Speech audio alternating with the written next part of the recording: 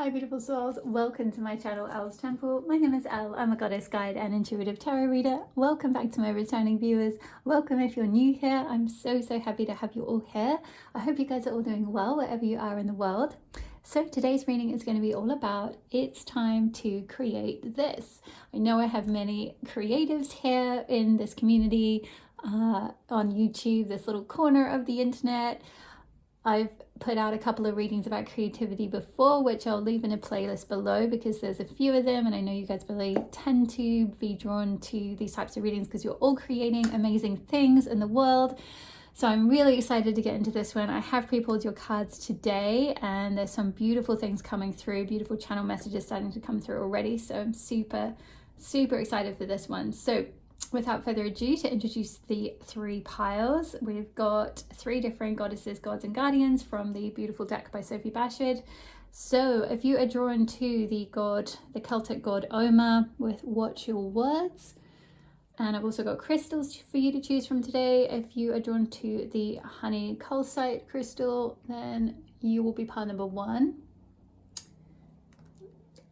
Timestamps will be in the description box below. As always, if you're drawn to the Shinto goddess of the sun, Amaterasu, with No More Hiding, you will be pile number 2. And we've got the flower blossom agate crystal for you.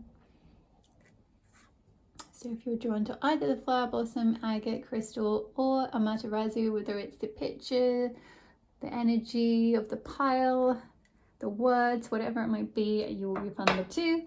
And if you are drawn to Avalon Priestess with Intuitive Awakening or the Amethyst crystal, then you will be pile number 3. Okay, my love, so pause the video if you need a little bit more time to choose which pile is most drawing you in. Maybe for this one that there's really only one pile. However, there's a possibility if your intuition is really pulling you in more than one direction, that certainly there may be more than one thing throughout your life that you're going to create. It may be that it's not time to create both of them right now in this minute, but maybe if you're drawn to both, it could be you're really pulled towards one, which there's more of a time imperative with that one, and spirit is like, okay, get going, this is the thing we want you to create now. But you may also be drawn to another pile because maybe there's another thing you'll be called to create a little bit further down the line. So definitely trust your intuition. If you're drawn to more than one pile, just take whatever resonates from each pile to create your reading today. Okay, my loves, I will see you in your pile. Hi, my pile number 1. If you chose the Ogma card with Watch Your Words or the honey calcite, then this will be your reading on It's Time to Create This. So we're just going to start with a little bit of some channel messages coming through for this pile, and then I'll move on to the oracle cards, which I've already pre-pulled for you, and get some messages and some guidance for this creation that's wanting to be birthed into being.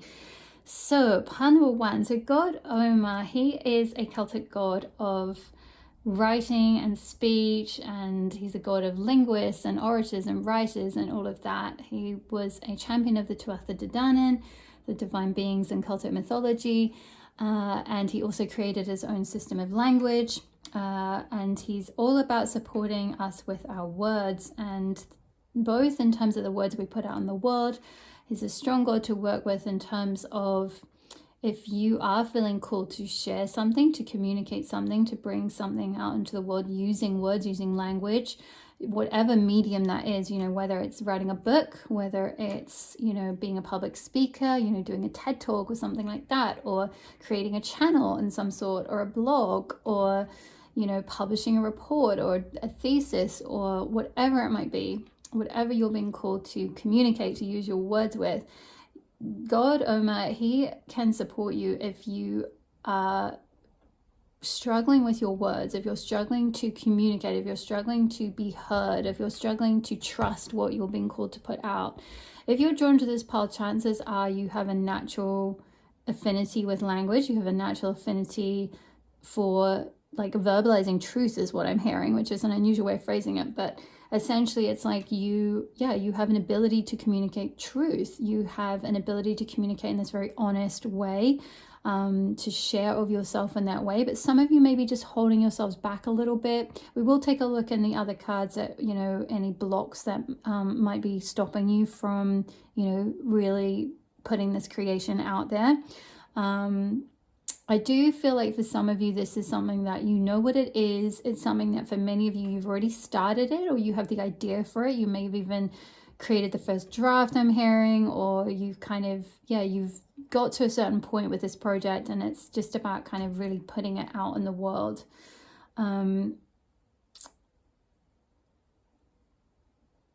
Yeah, I feel like with the watch your words, it's like this energy, it's like you definitely have an ability to like impact the world with your words. You have an ability where like you're like, I mean, for everyone, words carry energy, right?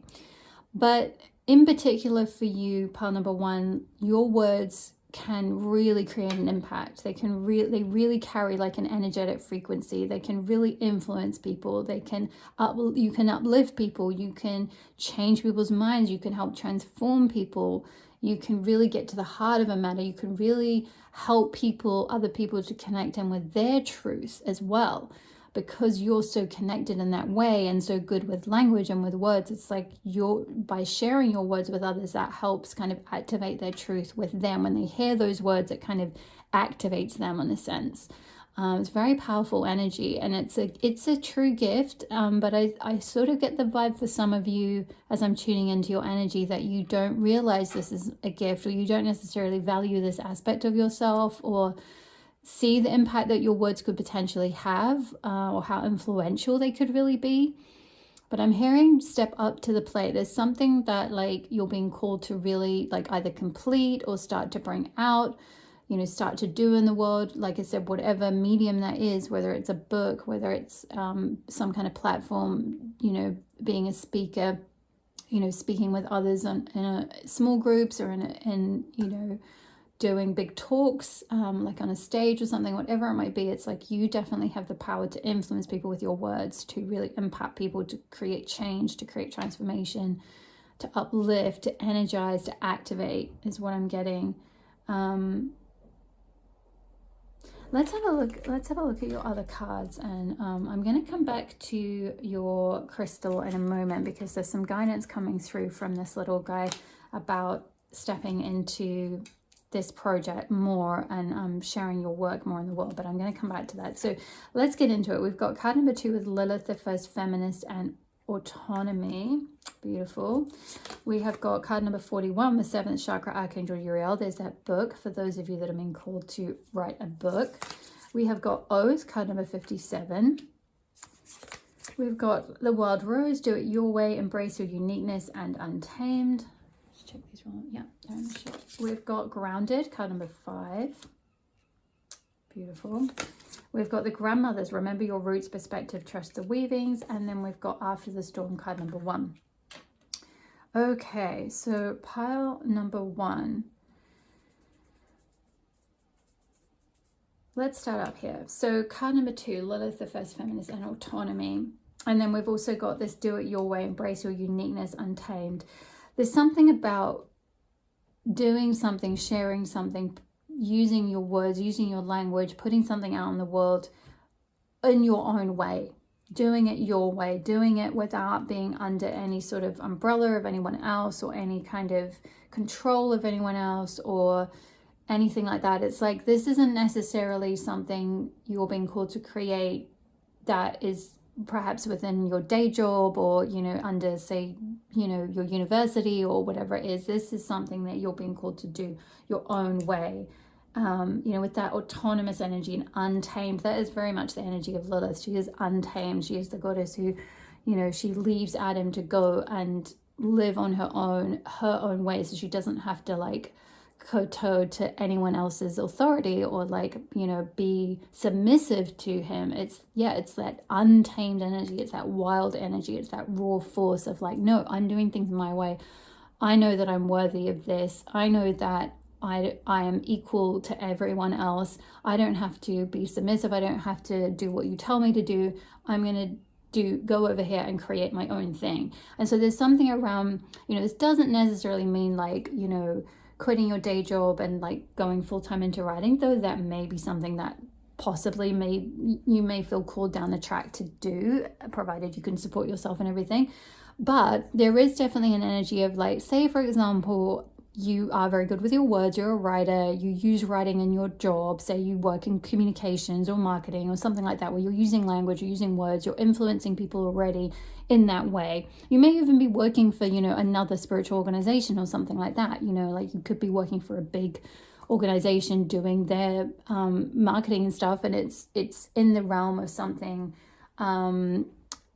fairly aligned with you, it's aligned with your values, you know, they're doing good work in the world or whatever it might be. But what I feel like is this thing that you're really being called to bring into the world, to birth in right now, that you're being called to create now, the time is now, is something that you're being called to do on your own. This is doing this autonomously. It's an autonomous project. It's not something as part of your job or something that someone else has like commissioned you to do or anything like that. This is like going your own way, doing it in a unique way. It's doing it where you don't have to like sort of do it in a way that's like under any certain parameters of like another organization or, you know, a course of study or, you know, whatever it might be. And I've used this example before and I'll use it again because I think there might have been some of you who might have heard me use this example in a previous reading about this type of thing, but it's about Brene Brown, who, you know, was at a university and she was doing, I believe, some sort of social science. I forget what it was now. And then she did her big TED Talk ride and she wrote all the books and everything like that. And she got a lot of pushback from some of the professors and things like that at the university about the work that she put out, because it wasn't like, I don't know, technically to do with the type of methodology she was using or something like that. It didn't like technically fit the exact parameters of that particular discipline through the university. But, you know, like, sure, like maybe that's the case, but, you know, hello, she's Brene Brown. I mean, whatever you might think of her personally or whatever, the point is she's made impact, right? You know, her books are sold around the world, and, you know, her TED Talks are really, really, you know, millions of views and all of this. So she's a good example of like someone really living this, like, you know, embodying this Ogma energy of like using her words to create an impact in the world, and her words creating, yeah, like having an uplifting effect and really making a difference in people's lives. So even though she kind of had to like step outside of the control maybe of the you know, the university to kind of publish stuff, I can't remember I listened to talks about this, but I forget how she did it. But I think maybe she self-published, or she had to like go, like whatever she ended up publishing was like different to, you know, it was outside the university. Now she has her own whole company, everything. She drew on the research and the study that she'd done through her, you know, being a professor at the university, but she had to kind of step away and do it her own way, really, to get that work out in the world. Otherwise, it's likely that it would have probably just stayed within, you know, a small circle of academics, or, you know, within the academic world, perhaps. So this, for some reason, they're getting me to use that example. So for some of you, it could be that you're in a similar situation, either you're in something academic now, and you're being called to step outside of it a little bit and do things in your own way. Still use maybe some of what you've learned, but like mix it up. It's like, you know, untame yourself, like be wild, like go your own way. You know, write this or put this work out there in a way that's not kind of under, you know, under any kind of organization or under any kind of rules or anything like that. As an example, another example I'm getting is like, say you are studying, or you've studied in the past, or you're even working in the field of something like psychology or mental health or something like that. And if you were to do a YouTube channel, for example, talking about this kind of stuff for, you know, like through the, like as part of the training you did, or as part of the university, or as part of the company you work for, if you're under like a big group or something like that, it might not be that you can be quite as free with what you would say or what your opinions are on this subject, or the you know, it's coming back to that truth energy. Like you wouldn't necessarily be as free to completely speak your truth here. And so there's this encouragement to kind of like maybe do it, you know, you can still draw on what you have learned in that field, and you can still even, you know, say you set up a YouTube channel, you can say like, oh, I'm a doctor of psychology or whatever it might be, you know, or I've been learning about this, or I studied this, or I've trained in this, or whatever, but these are my personal opinions or something. And then you put lots of videos out about, you know, talking about mental health from your own perspective, and you know, as separate from your school. And I appreciate that that might be very generalized and not always possible in the particular, for the particular field that you're in or something. I know that maybe with some things, you know, you might have signed something where like you're not allowed to do something like that in your own time, for whatever reason. So it may, you know, you may just have to apply that dependent on, you know, how you, or sort of find ways around that if there is some kind of something inhibiting you from being able to share your truth in some way. But there's something about you are very unique. The way you express things is very unique. Your point of view on things is very unique, and you're meant to do things in your own way. You're meant to be autonomous here. I feel like with the owl here, you are very wise. There's a lot of wisdom for you to share. And with the snake, this is symbolic. Snakes are symbolic of transformation. You know, they shed their skins. And I just not the sodalite, which is a crystal of expression. So yeah, you're meant to help support people through how you express yourself. That supports others to go through transformation. So, you know, that could really be very relevant, you know, using these examples of psychology, social sciences, things like that, you know, because often in that type of work, you're working with people, you're, you know, especially someone like Brené Brown, you know, you're speaking about these things, and that's helping people to go through their own, perhaps, you know, sense of their own transformation, their own analysis, their own, you know, self-reflection, all of that. With this seventh chakra card being here, I feel like for many of you, coming back to what I was saying about there's a book in some of you, I feel like, you know, the fact that this Archangel Uriel is holding a book here, it's like this piece of work that you're meant to put out in the world, which I feel like for most of you is a book, but it could be some other form of writing or something, is going to be channeled from the divine or from your higher self. It's like you can, it is coming through you, and you are the vessels through which this wisdom is going to be shared and put out into the world. And so it will have your own, you know, tone of voice and your own experiences and your own influence on it. But it's like, it's not just you who's doing this. It's like you're the vessel. You're going to be like bringing this down from spirit, bringing it into the world. And we've got, it's interesting, we've got the seventh chakra here, and then we've got grounded, which is related to the root chakra right underneath it. So it's like there's something from spirit that you're bringing down through and then grounding into the physical realm, into the material realm, and in the form of like a physical book or a blog or something like that. That's something people can actually read or listen to or learn about in some way. Could also be a podcast as well, I just heard. So it'll depend, it'll vary slightly with the medium for some of you, but many of you, I feel like this may be a book. Could be an ebook, it could be a digital book, a blog, something like that. But there's something around using your words, bringing them down through, like channeling them down from spirit, from your higher self, from the sort of intuitive wisdom that you get, and then grounding them into the physical plane.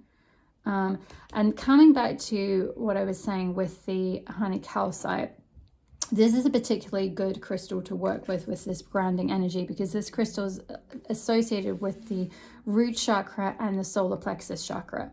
And it can really help to ground any projects or any like inspiration that you're getting into the physical realm. It can help give you that bit of like tenacity, to kind of that kind of sense of willpower to work through something and reach the completion point, to really like push something through to completion, really like show up for yourself, and like really really like assert your willpower in a sense of being like, okay, this is a project I want to do, this book I want to put out there, you know, I'm going to co-create this with spirit. I'm going to work with spirit to like really get it done, to really like focus on it, and, you know, take that methodical approach to each step by step by step until it's fully completed. You know, it's really all about, yeah, grounding that wisdom, those ideas, that knowledge that you get into the physical world, and taking those steps to actually action that. It is a very gentle energy though, so it's not going to like, it's kind of like a soft,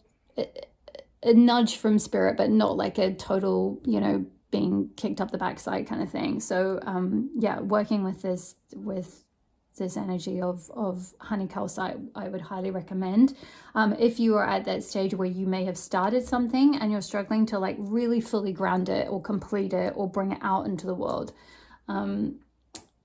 We've got Oath here as well, card number 57, which for some of you, I'm getting, what I'm kind of seeing here is with this like braid being cut off, this makes me think of the editing process. So for some of you, this could be a book or some kind of manuscript or something that you've started that needs to be edited. One of the pieces of guidance in this Ogma card talks about submit a manuscript to be published. And so some of you may be almost at that stage, but I feel like there may be some things that need to be cut. There may be some things that need to be edited before it kind of comes out into the world. So this is not so much something, for some of you, this is not so much something that you're creating from scratch. This is something you've already been in the creative process with, and there's just a bit of editing to do. There's a few things that need to be cut. It needs to be streamlined or cut down or slimmed down in some way. And so maybe finding someone who can support you with that, like finding an actual editor, or even if you can't pay for, you know, the services of a professional editor, then asking a friend or someone else who's good with words, right, who can maybe support you to like edit it a bit. It's always good to get like a second opinion. I was reading, who was it? Something about an author, I can't remember who it was now, the other day, and he like gets like, here's like an editor in London, an editor in New York, an editor somewhere else, and then he gets like 2 or 3 friends to read it, and then he spends all this time, Amaterasu, I think it is. Yeah, I was reading Gentleman in Moscow, and he has this whole process about like all these different editors, and then he kind of, after he submits the first draft or something to them, and then he takes all their feedback from all these different people and kind of then spends another several months like factoring all that in and kind of tweaking it a little bit before submitting the second draft. So for some reason that came to mind, and for some reason I read that randomly the other day. I don't really know why. Maybe to use in this reading, because some of you guys might be at that point of like, yeah, it's time to kind of share it with some people, get some feedback, edit, get some ideas on what bits are unnecessary, what bits can be cut. So that's one message coming through. The other one is with this oath energy. First of all, this could be a soul contract, especially given it's connected with the 7th chakra, you know, which is the crown chakra, which is your connection to spirit and your guides and divine beings and all of that, or the universe, however you want to think of it. So, you know, for some of you, this could be something that your soul, you know, I'm just hearing like through the Akashic records or whatever, your soul signed up to communicate this truth, to write this work, to put this work out in the world. So this is part of your soul contract, and now it's like, right, the universe is like, it's time to do that thing that you gave that oath to spirit, to, you know, before you incarnated in this incarnation, that this would be something you would create whilst you're here on earth. You would share this truth, you would share this work, you would put this out in the world. So this is something you are kind of like, yeah, you've like signed a contract, you've taken an oath that you would share this in some way. This card also talks about being very decisive and finding clarity and moving forward with something as well. Like, it's like, you know, if you think of that energy of like cutting your hair, it's like, right, okay, yep, I'm ready for this. Like, okay, I'm gonna do it. I'm gonna cut my hair, or I'm gonna start that thing, or I'm gonna, whatever it is, sign up to the gym, or I'm gonna, you know, go back to university, or I'm gonna quit my job and start a business. Or it's that kind of like feely, it's like decisive, get up and going, kind of like, right, this is a big change I'm going to make in my life, this is the thing I'm going to do. That's that kind of vibe I'm getting. So there's something around that that's like coming through, as like there needs to be this sort of decisiveness with this work, with bringing this into the world, of being like, right, yes. Also, I'm getting as well, like maybe cutting out, needing to make some sacrifices, like cutting out some other things in your life so that you have time to work on this. So especially if you do have a full-time job, but you're being really cool to write this book, maybe you have to cut out some other things,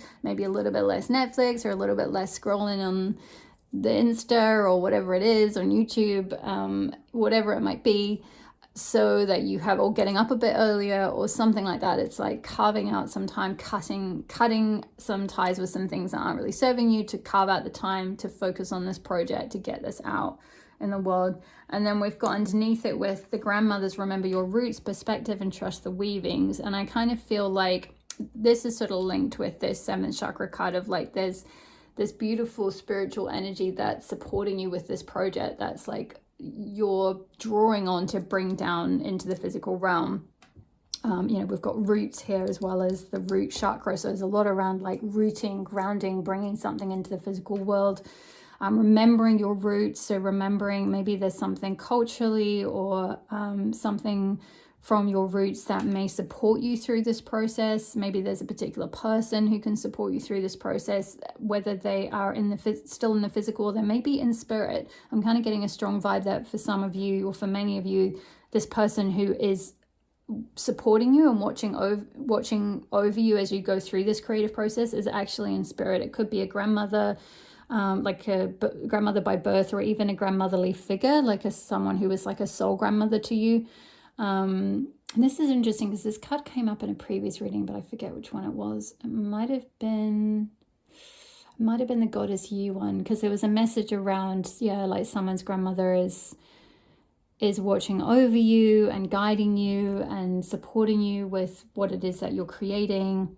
With this like trust the weavings, I feel like there's certain things that you may be getting through, like could even be through dreams, or just through like premonitions, or through downloads or something like that from the spiritual realm, from potentially these guides or these ancestors, this particular grandmotherly figure, or just some very supportive guides. If it's not a specific grandmother figure, because this will be different for all of you, because some of you might be like, oh, I don't really have a grandmother who was like that, or would support me with that, or they're still alive, and they're not into this kind of thing or something. They don't know what I do, or like, so if you don't feel a sense of connection with your like grandmother by birth, or you don't have an actual person that comes to mind, this may just be like your guides.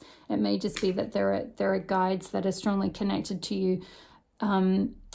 It may be someone through your ancestry, so it may not be like a grandmother, but it could be like some ancestor further back than your grandmother, or something like that is like guiding over you. They're now like a spirit guide, and they're now watching over you and supporting you, and like helping you weave the different things together for this piece of work that you're meant to put out there. It's interesting, this card has come out under the plait as well, the plaited hair, and we're talking about weaving, which is like, if you think of the plaits, you're taking different bits of hair and then like weaving it together. So there's something around like bringing strands of things together.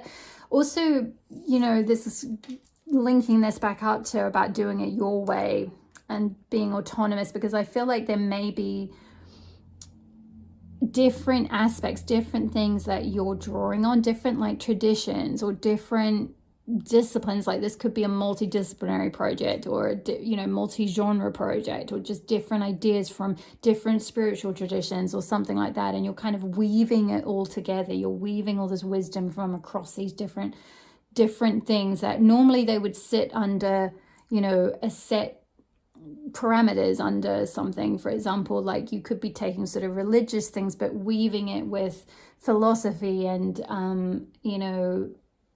like I'm hearing theology, which I guess is kind of a little bit linked with religion, but like theology, philosophy, spirituality, you know, things from your roots, things from like you might have grown up in a culture that was like, you know, had a certain religious tradition or had a certain spiritual tradition or like a shamanic type tradition, and then you're kind of weaving in other things you've learned about and then weaving in other things you've trained in or something like that. It's like, but you need to be able to be free and do this autonomously and do it your way, because it's like your unique perspective, because of your roots, because of your upbringing, because of everything you've come across in your life, all the different things you've trained in. It's like that is very unique to you. It's only you who can share that particular perspective.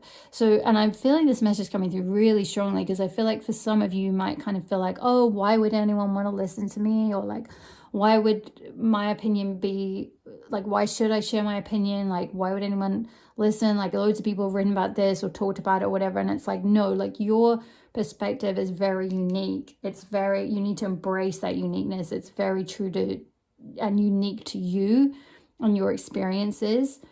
And I feel like some of you won't necessarily realize this until after this piece has been either published or you've put this work out in the world in some way.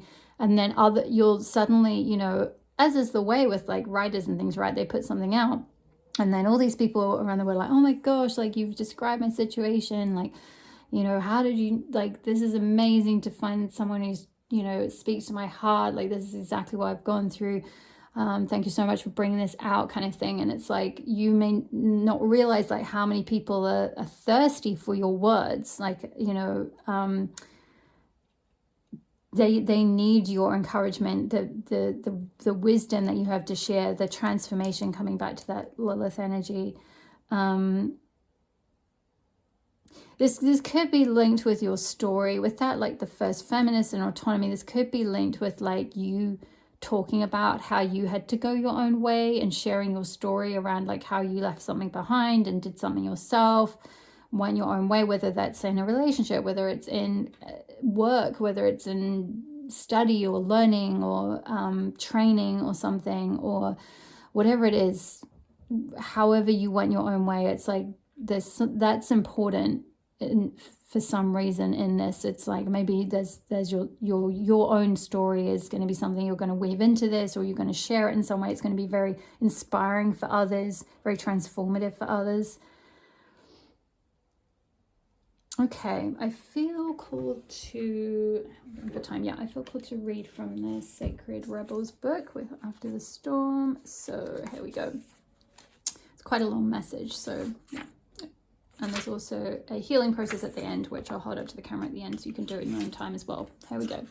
There's a thunderstorm about. It is either headed your way or just passing through now. Don't make a thunderstorm mean more than what it is, though. You don't have to fear it. You might even feel excitement about it. After all, a thunderstorm is just nature's way of gathering energy together that needs to be released. With a release of tension, relief, and freedom soon follow, often with a fresh perspective and perhaps the gift of a promising, hopeful vision for your future. Perhaps the particular storm building within you or around you is causing you to quake in your boots. It might be a storm of building emotions threatening to erupt or already exploding, seemingly beyond your conscious control. You might feel an uncomfortable sense of emotional or psychological pressure within, and if something doesn't happen and soon you fear you might just burst. You may also sense that these are forces operating beyond your control, and you would be right.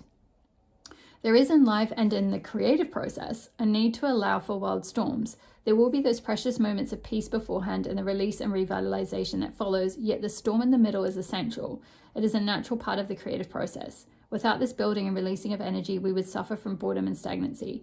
You may prefer the excitement of the storm or the fresh, open feeling that accompanies its clearing. You may find it confronting to be faced with the power of something in which you can only participate rather than control. Either way, the storm wisdom offers you the gift of bringing things to a head and clearing them away so that the energy can be freed from a pattern that has had its day and is ready to become something new. Sometimes the pressures that fuel the storms of our lives have been building up for a long time without us being fully aware of it. It might be pressure from our own minds creating unnecessary burdens upon us, such as burdens of fear or self-doubt. It could be pressure to appear a certain way or to fight against life out of a mistaken belief that this is necessary for survival. Sometimes the pressure is little more than the impossible dream of perfection and a need to gently, or even with great dramatic flourish, cast that aside so that you can dare to be what you are and create from your heart. Even if you are not sure what the storm is about, don't lose confidence in your ability to successfully bear its progression until you are safely at the other side of the experience. Even amongst the chaos of change and in moments of anxiety, know that you have so much light and trust in your heart that you can see the storm is but a passing process and nothing that need worry you. If you can't see the storm yet, this oracle is important for you. The storm is coming, and you can, if you wish, feel the beautiful, exhilarating gift of it as you are empowered to cast aside what has been and receive the gift of a fresh new take on things. Your confidence is to remain intact. Whatever is happening or soon will happen in your life, this storm of sorts is transformational. Let me say about transformation with the snake. It's transformational and supportive of your growth. It is going to clear away cobwebs and free you, open you to new creative energy and life. Remember, there can be no rainbows without a little rain. This oracle is also confirmation that if you've been praying for help, your prayers have been heard, and the great creative intelligence of our universe is responding to you, stepping in and shaking things up so that situations can be sorted out according to a greater wisdom. So let go, hold only to your inner self, and allow everything to be cleansed in a sacred storm. And there's a healing process, which I'll hold up to the camera here. You can take a screenshot and do it in your own time. So find a place where you can be alone and have some privacy, either inside or perhaps out in nature. When you are ready, repeat the following where possible with your arms up and open to the sky. Storms so wild, storms of grace, I call your blessing into my heart now. May I release and let go. May I be revitalized and grow. I open up my heart to you now. Storms of grace, I stand my ground as I allow your magic to cleanse and surround any outgrown energy which I no longer need, anything which will sap or deplete rather than feed. Storms of grace, merciful earth, with your help I experience rebirth. When you've completed your declaration, simply place your hands and pray at your heart and close your eyes for a moment. Breathe in and out and be aware of yourself, what you feel and what is happening in your body, from the top of your head to the soles of your feet. Then say, through divine creative genius, this is now so. You've completed your creative process. That's right, you've completed your healing process, I should say. Lovely. Yeah, I feel like pile number one, there may be some sort of like build up with this thing that you're being called to bring out into the world, and I kind of feel like that's why these two cards have come up first, with that Lilith, the first feminist, and autonomy and do it your way, embrace your uniqueness untamed. I feel like there's this like surge of authenticity, like your soul really wants to share your authentic truth in some way, and so there's going to be some sort of storm if you're not already going through it, if you're not already aware of this. This could just be purely internal. It could just be a big shift that you're going through internally to let go and cut away the old aspect of yourself that's like blocking you from really stepping into your power and sharing this creation, this book, this whatever it is that you're being called to ground, to bring into the physical world.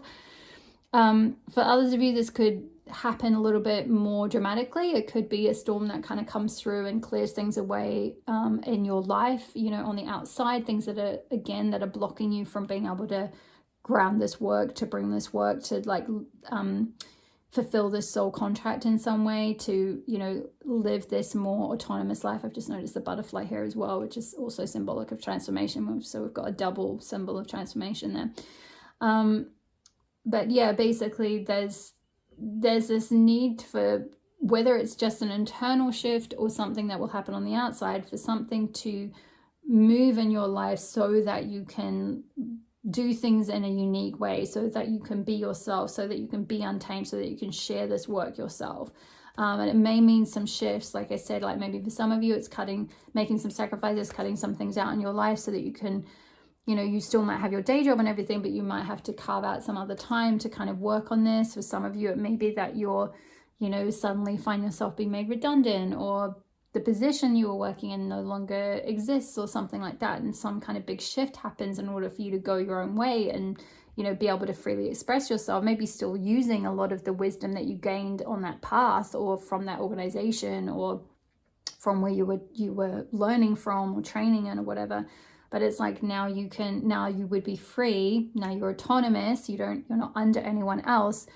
You don't have to submit to anyone else or do anything their way. You're free to kind of create how you want and what you're being intuitively called to create.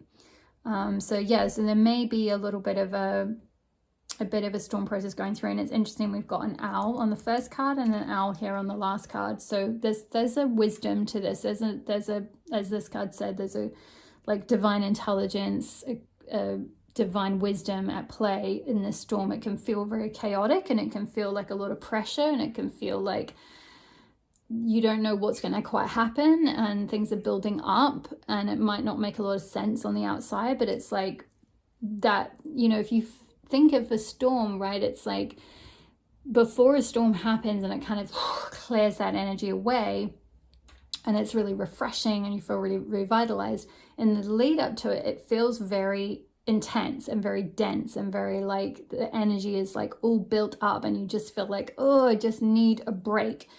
So some of you might be feeling that just internally. You might be feeling that in your job or in your relationship or something like that. It could be playing out in other areas of your life, or just generally within even like your spiritual connection. For some of you, it could be that you've been feeling sort of disconnected or something. You've been or unable to connect with the things or the teachers or the teachings that you've previously been connecting with or reliant on. Suddenly it's like there's just this pressure building up, and it's like, oh, this isn't, you know, that my practices aren't working anymore. Like I can't seem to, like I don't feel clear on where I'm going, or like, you know, there's just all this energy and it's all really chaotic and I don't know what I'm doing, or something like that. Could be like a bit of a spiritual crisis or something like that.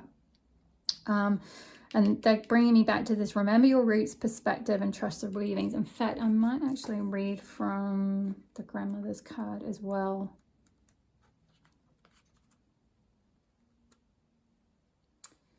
So the rose was here long before you and me, and long before humanity itself. She holds within her the rememberings of civilizations past, roots that reach back for millions of years and hold the codes of creation.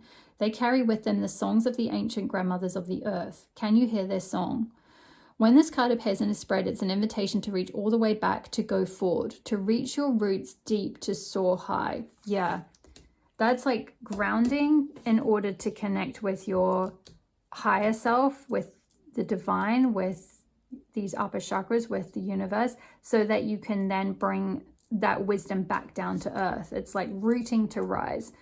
I love that. So yeah, reach your roots deep to soar high. The ancient grandmothers are calling for you to remember the wisdom of your ancestry, long before colonialism severed so much that's sacred, before the rise and fall of empires and entire civilizations, all the way back to the origins of humanity. They're calling you to play your part in this time of healing, to heal and integrate what you've inherited in your ancestral line. It's not personal. These are changing healing times that we came here for, to reconnect and reach all the way back to the original mother, and to see our role as the ancestors of those who are yet to come, to remain grounded and rooted in your life, so that no matter how rocky things get, you always know that you are home. Yeah, remain grounded. That's a strong message about grounding and rooting. So yeah, doing some root chakra healing could be very called for at this time, pile number 1, in order to ground this work into the physical realm. And also heal any root chakra blocks, heal any damage to your ancestral line as well.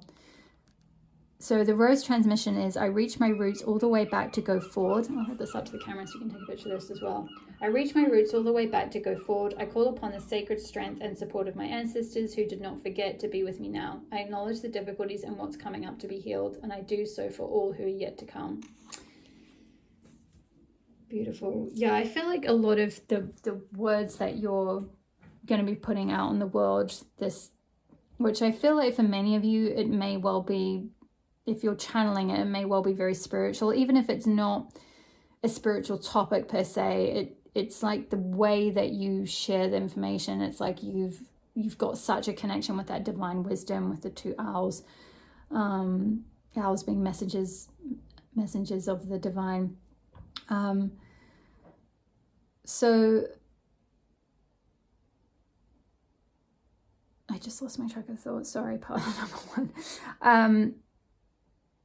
Yeah, there's something for many of you that may be spiritual that you're bringing through, that you're grounding. That I feel like it's coming back to that transformation thing. It's going to be very impactful on people. It's going to be very transformative, very activating, and very healing as well. That's what I meant to say. What this card what stuck with me about that card was talking about the healing. So the healing that you know you may have had to go through yourself, and the perspective that you gain on that, and you know your own experiences and your own upbringing and your own learnings and everything and your own soul wisdom that you've incarnated with, that's all very unique to you. And that is something that is, as you heal it and then share that with other people, that is something that also will in turn help heal others and have a great impact on others. That is what I wanted to say, and I'm going to finish your message there. I hope that resonated for you. Leave me a message in the comments box below, even if it's just an emoji. It really helps my channel so much, and I really appreciate each and every one of you who's been leaving lovely comments. I always love to hear from you, and I always reply when I can. Hit the like button if you enjoyed the reading. Helps tell the algorithm which content you guys are enjoying right now. Hit the subscribe button if you're not part of my community. I would love to have you here. Check out my website, elstemple.com. I offer private tarot readings and also goddess birth chart asteroid readings.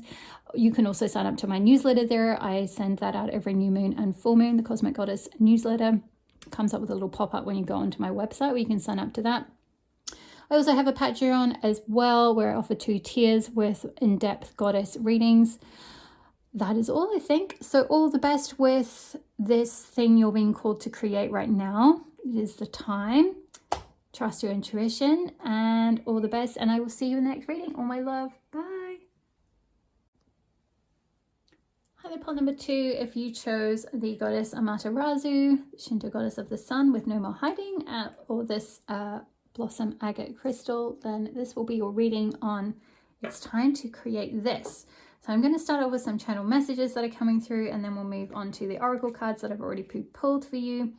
So with Goddess Amaterasu, no more hiding. So I feel for you, pile number 2. There's something that you're being called to create at this time, or some kind of aspect of yourself that you're being called to share. I'm feeling very strongly a sense of like leadership. You know, Goddess Amaterasu, she was a goddess who hid away in the cave when her brother was antagonizing her. And in turn, that just created this huge sense of loss for everyone in the world because she just completely hid her light and her beauty and all of that. She wasn't able to see that aspect of herself. She wasn't able to recognize how important she was in the world, or the value that her light gave to everyone else, and how vital it really was for everything, for all growth, for all fertility, for just everything. For just, you know, happiness and for people to feel uplifted. And it ended up being that another goddess had to come along and lure her out of her cave. And then as she came out of her cave, she glimpsed herself in the mirror and sees her own brilliance and sees her own radiance. And from there, she's like, I can't believe I hid this light of mine away. This is, you know, so important for the world that I'm here, that I'm illuminating the world in this way. Like, I am never going to hide away again. And that's why it says no more hiding. So I feel like similarly for you, pile number 2, if you felt drawn to this card, there is a light in you that is meant to be shared in the world, and it's meant to bring illumination. It's meant to bring upliftment to humanity. It's meant to, you're meant to be a leader. You're meant to shine. You're meant to be here to be seen, to be heard, to be, you know, recognized in some way, to heal people, to support people, to support humanity.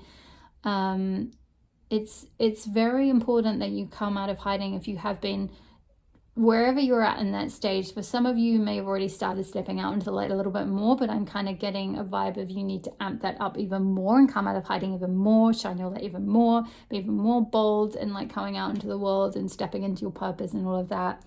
For others of you, you may have been really hiding. You may have been in a bit of a hermit mode, or just kind of hiding your light under a bit of a bushel, or like really feeling too shy, or having a lot of limiting beliefs around how you'll be received by people if you come out into the world and share your gifts.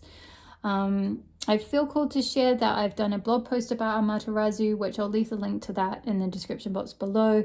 If you feel called to check that out, it goes into a much better description of her myth, and also how you can work with this goddess to help support you in shining your light, and some suggestions of rituals. So that might just be a little bit of additional support. But yeah, with the blossom tree in the background, and also the blossom agate crystal here, there's something that is like seeded within you that wants to blossom now and come out into the world. And it's like the only way to, for, you know, if you think of a plant, the only way for it to really blossom and grow is if it has the sun, if it has the light. If it just stays under the soil in the dark, like in a dark room or something, it's never going to really grow. It needs light to nourish it. It needs to kind of be out in the sun. So there's something around like, yeah, coming out from hiding, coming out from the shadows, coming out from being in the dark. I'm even hearing coming out from like doing the shadow work. Like I feel like for many of you, you've been in a cycle of like, you know, more of a sort of winter energy, like focus on shadow work, on like deep diving, going within. Kind of there's been a lot of like maybe stagnancy in your life, like there hasn't been things that have been growing on the outside because you've been focused on like healing things from within. So it's looked like a sort of winter period in your life. But I'm feeling like that's about to change. I'm getting this sort of spring energy with this blossom tree and with the blossom agate as well. This is all about like allowing yourself to blossom, like allowing those natural gifts of yours to blossom, allowing yourself just to blossom in the world and be really seen and admired.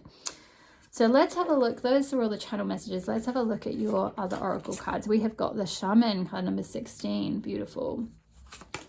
We've got Branwen of the Stella Ostara, a new beginning, card number 9. We've got Unconditional, card number 21. This card came out as an answer to what might be blocking pile number 2 from essentially from beginning this, from starting this, from, you know, this is all about it's time to create this. So what is blocking you from creating this thing at this time? So we've got Unconditional, which is linked to the heart chakra.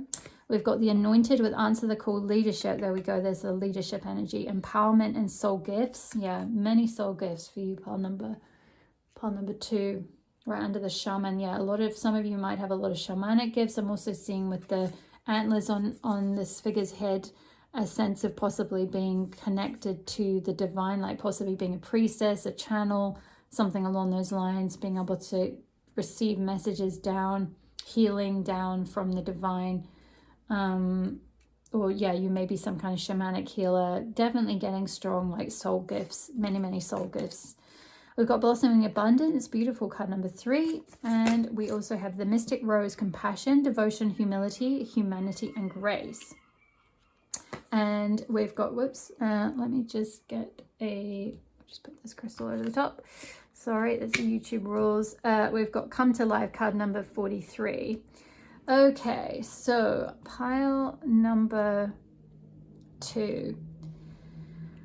So starting over here with the Shaman and the Anointed, Answer the Call, Leadership, Empowerment, and Soul Gifts. Yeah, like I was saying, you've got some really beautiful soul gifts that want to be seen. It's interesting, this card, there's like a graveyard in the background and all this kind of dark night energy, but then there's like this beautiful light that's coming up from below, and this figure's just like lit up. It's kind of giving me that vibe again of this Amaterasu coming out of the cave, coming out of the dark, coming out of like the shadow work, or being hidden, or being like in that sort of the winter night kind of energy, and coming into the light, being seen, being in the world, shining your light. You know, it's very solar plexus. Yellow is connected to the solar plexus chakra. So it's like, you know, really taking center stage, being seen, shining your light, being true to yourself, like, you know, being confident and courageous and like really showing up. Solar plexus can also be connected to leadership as well. And we've got leadership here with the Anointed. So yeah, I feel like you are with the Anointed energy. It's like you are selected for leadership in some way. Now, this doesn't have to look like being, you know, I talked about this recently. I think it was in my Leo New Moon newsletter. This doesn't have to look like being a leader of a Fortune 500 company, like being a executive director or something like that and having power over people. This can just be like leadership in a way where you are being a model for others. You are showing up for yourself. You are confidently sharing your soul gifts in some way. You're putting yourself out into the world with your gifts. You know, it could just be that you're starting your own business. You're being an entrepreneur, a solopreneur, just doing that on your own. You know, you may not have any staff or any power over anyone else. You may not be leading other people, but you're just being a leader in that field or in your business. It could be being like a thought leader as well. Like you're sharing your ideas, you're sharing your wisdom, you're sharing your energy with people. And that is like, yeah, being a thought leader, an energy leader, that kind of thing. It could be being a leader in some kind of field related to shamanism or soul, some kind of soul healing, energy healing work, something along those lines. There's definitely something that you're here to help with that, the Mystic Rose, and that where it says about humanity and having compassion for humanity and this leadership and empowerment. It's like you're here to empower others. You're here because you have this deep compassion in your soul for humanity. You want to make the world a better place. I'm getting strong Aquarius vibes. Some of you may be Aquarius rising or North Node, something like that, or even Aquarius sun sign. But there's this energy of like, yeah, really wanting to make the world a better place, wanting to uplift humanity, to heal humanity, to create shifts for humanity. And I feel like, yeah, you are going to be, you are being called to be a leader in some regard, in some way. Like, even like I said, even if it's just being a model for people in your community, it could be leading a community group or something, or being a leader in, this particular field of healing, like the type of healing that you do or something like that. With this new beginning and blossoming abundance, I feel like once you because the title of this reading is It's Time to Create This. If you start this now, or when you start this, when you feel confident and courageous enough to really step into this leadership, or step into this role of being like a shaman, a healer, sharing your soul gifts in some way, really tapping into that solar plexus energy of really starting to shine your light more in the world, this is going to create a whole new beginning for you. It's going to really transform things. So I'm seeing the butterfly here, which is symbolic of transformation. I've got the rabbit, which is symbolic of fertility and also speed. And we've got the cauldron, which is also symbolic of transformation and alchemy. So I'm getting again, that whole idea of being in the shadow, doing the shadow work, or doing that sort of hermit energy of needing to go within, of needing to kind of retreat and pull back from the world and kind of really connect in with yourself. And now Amaterasu is calling you to be okay, you've done that work, you've seen what's within you, you've found that kind of treasure, and now it's time to share that, to actually come out into the light and radiate that out into the world. And that is going to create this, it's like that, all that wisdom from all that shadow work, with that symmetry, maybe you've been communicating with the other realms, you've been getting a lot of guidance or connections from, the spirit world, that, ancestors that have passed away, or whatever it might be. It's across the veil, you've been drawing wisdom and supporting yourself through, I'm hearing a dark night of the soul, and really alchemizing all that pain, all that all those experiences, or any kind of difficulties, everything you've gone through, you've alchemized that with that cauldron there into wisdom, into power, into this light that you can now share in the world. And that's going to create this new beginning for yourself with this beautiful, Astara is the beginning of spring. It's the festival of the spring equinox. So it's a beautiful time of new beginnings, a time to set new intentions, to come out from being under that winter slumber and come out and start to seed new intentions, to grow things, to kind of be out in the world a lot more. And we've got blossoming abundance. There's a lot of blossom energy. We've got the blossom tree on your card, we've got blossom agate as your crystal, and then we've got blossoming abundance. And with all these little flowers and beautiful, very similar, the willow trees and everything, very similar energy for these two cards.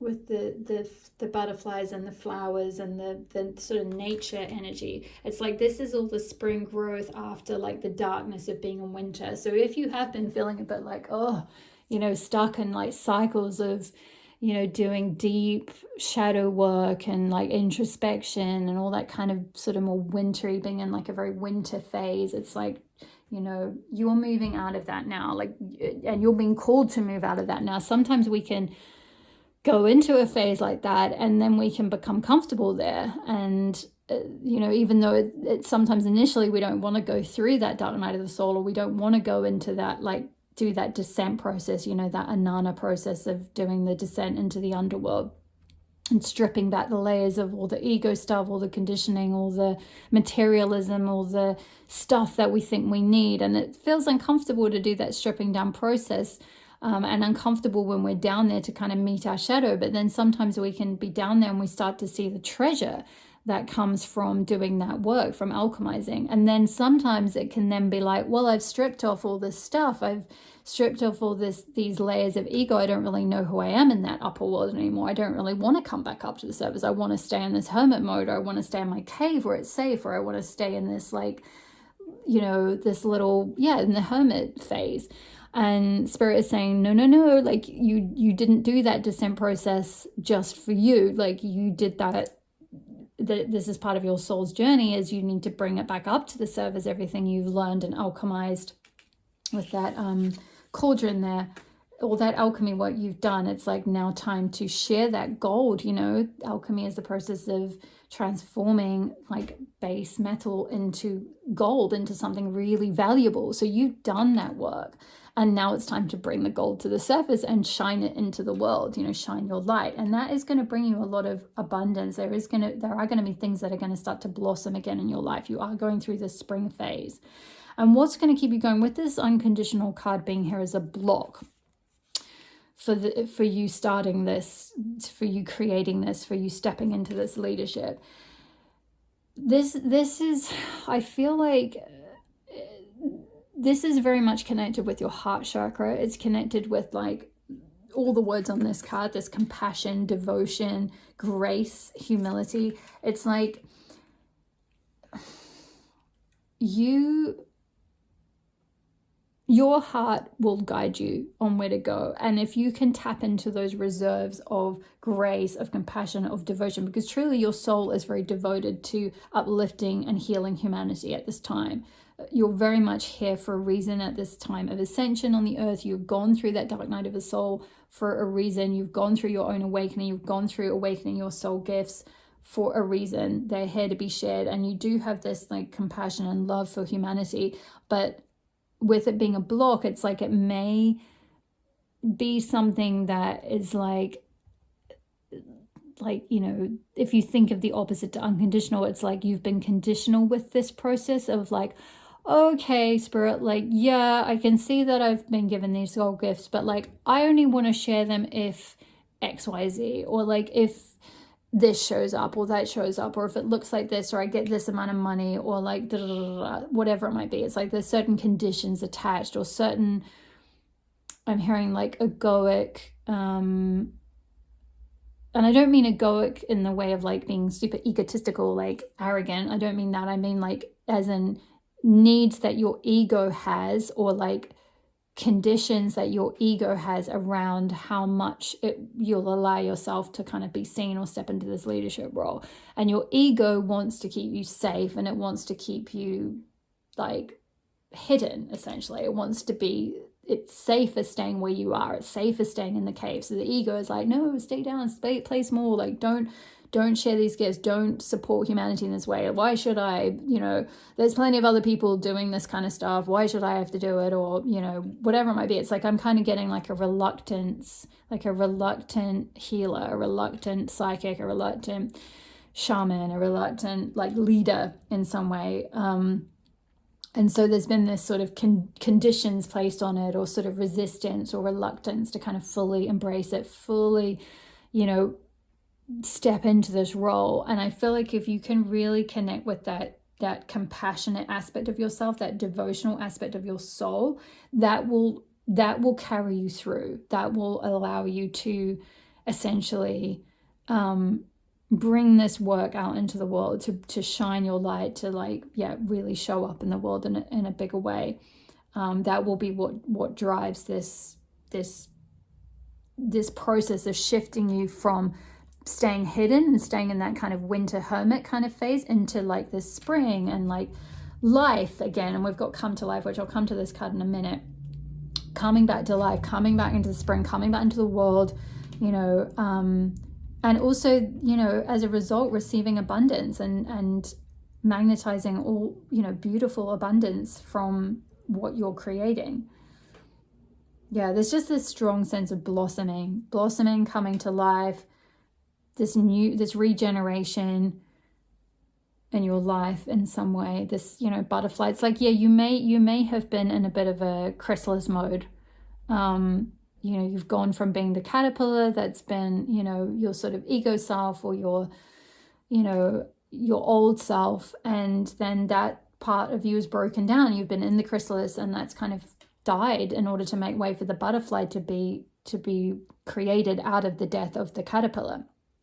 You know, that is that alchemy process. The butterfly is literally created from, you know, the liminal cells that the caterpillar has within it.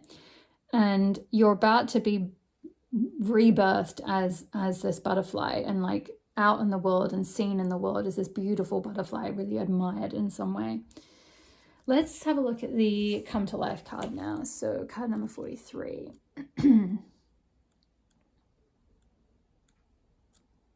Okay. You are the most sacred of all sacred artworks. You are bringing yourself to life now, and this is how it must be. Of course, something being essential doesn't mean it will always be easy. You must support yourself and have courage during this process. Your monkey mind is not to run the show. It might have a lot to say, and at times it seems very convincing, but it is not the one in charge. Your mind can inspire you with ideas. However, it is the real you that speaks through your rebellious sacred heart and is living your life, not the monkey mind. The mind is not much more than a swirling cacophony of habitual reactions. Beneath habitual thoughts, there is a deep, central, creative, and energetic awakening happening to you. It is so far beyond what the mind is now capable of controlling. Others might not like it because it shakes things up. Coming to life tends to do that. However, it is happening now, and the only real choice you have to make is how to deal with it. Coming to life means feeling. It might bring joy, but it could equally bring sadness, rage, or fear. It could bring all of these and more. Feelings will come and go quite swiftly when allowed to flow. You might need to paint, write, enact rituals, sing, or dance your feelings to help the energy flow. Don't hold back. Create the space for yourself to do it.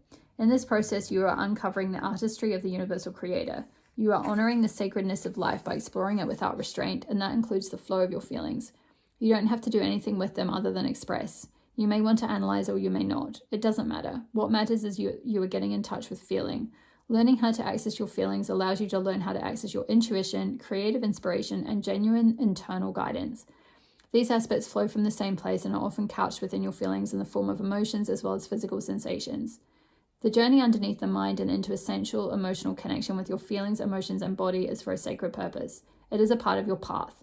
You are one of the sacred but powerful minority that have chosen to come into a body and live consciously within it. That may seem like it applies to everybody, but when you experience it for yourself, you will realize that this is actually rather rare. There are plenty of bodies without a spirit really residing within to care for, love, and honor them as a sacred animal. Fortunately, this minority is powerful enough that it can keep human culture in balance, but only just. We need every single one of us that is capable to be aware of the task and move beyond the mind and into the body. This is especially that's talking about if you've drawn other cards, which you won't have. So to come into your sensuality, you would need to anchor your experiences. You may be blessed with relationships that are conscious enough to be interested in your journey in a constructive rather than controlling or undermining way. If so, talk, converse, share. If not, then you will need to be more resourceful in how you support yourself through your awakening process, at least until you attract some more conscious connections into your life. It is likely that these connections are already on their way just because you are working with the energy of this oracle deck.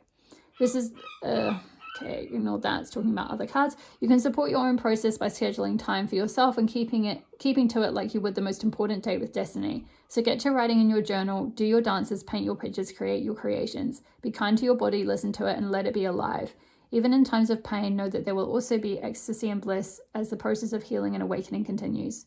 The message of this oracle is be alive. Don't imagine you can go back to sleep. You are too awake for that now. There is no falling back into old ways. If you do so, it will be short-lived and you won't feel the same as it used to. You may grieve this. You will certainly eventually celebrate it. You have crossed the threshold from an old way of being in an old life, and try as you might, you cannot return. It is better to let it go. Grieve if needs be, celebrate if needs be, or do both and move on into this moment. There is another adventure awaiting you now. You need a deeper connection to your own instincts, body, feelings, and intuition so that you can receive this new calling. You can trust in it too. Embrace it and it will embrace you. I love that. I feel like that last bit in particular is really relevant to kind of what I've been talking about there's no falling back into old ways.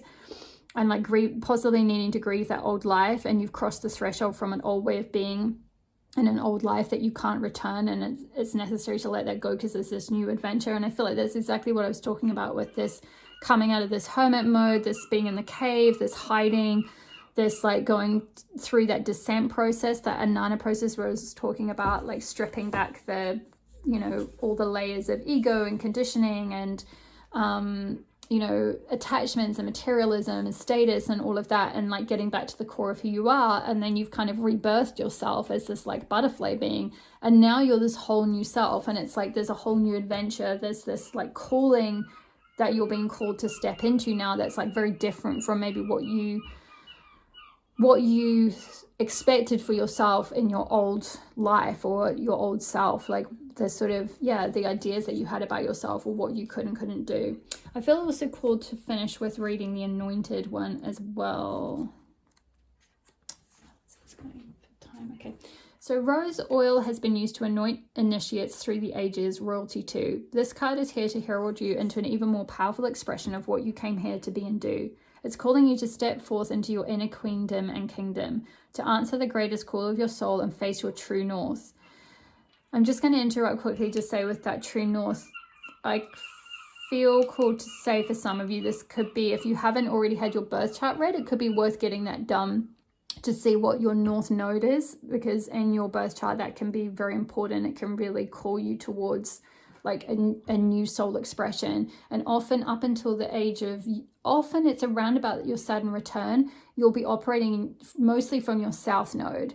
And yeah, like whatever sign your south node is in, it's like the values of that sign are what kind of you mostly value unconsciously in your life, because it's like those are just things that your soul has brought in from previous lifetimes. So you just tend to repeat and like relive those again, because they're just like, they're like default, they're like your default patterning. Whereas your true north, your north node is like what your soul is calling you to learn. It's very important that your soul goes through that lesson and goes through that learning and evolution in this lifetime, in this incarnation. So it could be very interesting to see what your north node is.